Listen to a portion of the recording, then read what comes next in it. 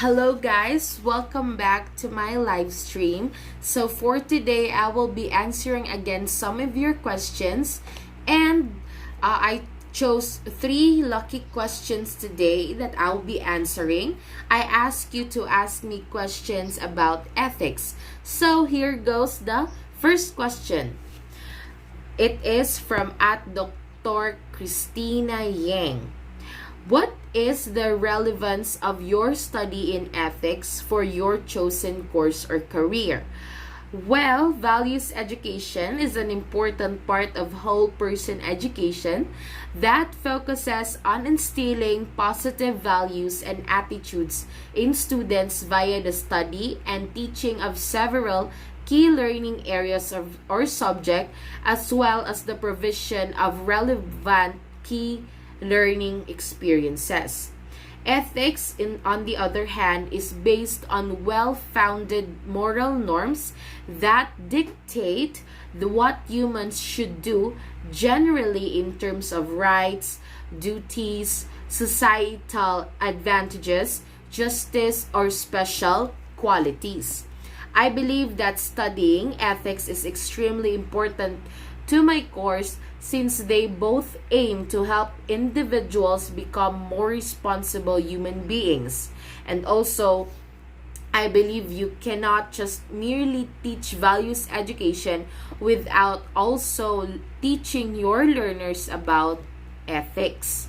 Well, also, values and ethics education also emphasizes developing a respectful attitude towards others, both people and communities. And they also put one's views, attitudes, and ideals into action. Next question is from Meredith and Lexi Gray.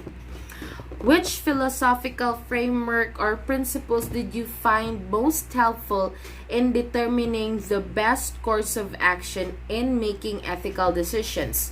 Well, this one for me is interesting because I like both utilitarianism and common good approach. So, but for me, the best one is utilitarian approach because it advises us to consider the varying quantities of good and harm that will be created by our activity. As you know, utilitarianism is one of the most prevalent methods to making ethical judgments, especially those having implications that affect large groups of people. This is consistent with our belief that our actions will inevitably result in some good and some bad, and that the optimal action will be the one that gives the best or does the least harm. Or to put it in another way, it generates the greatest balance of good over harm. And also, in my own perspective, I would like to connect it to the common good approach.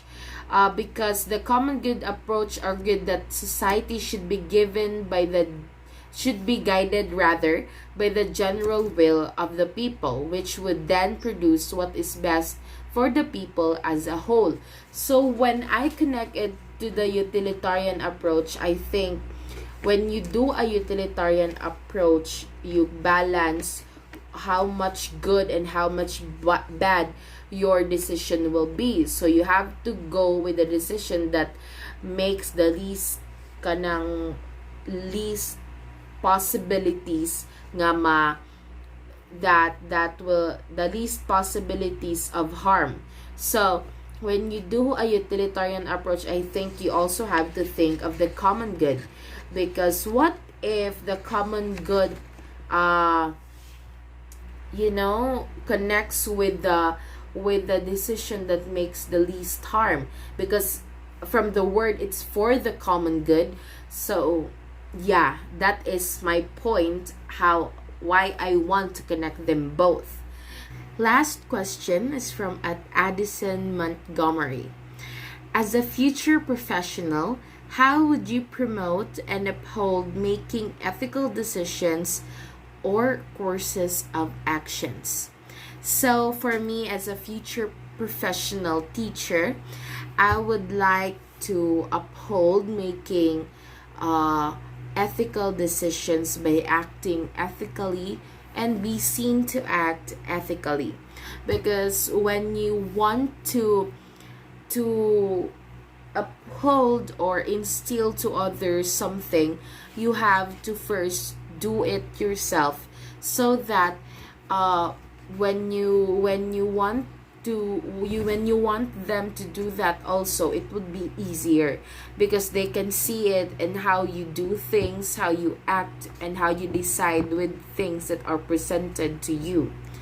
Also, you can be active in the ethics program.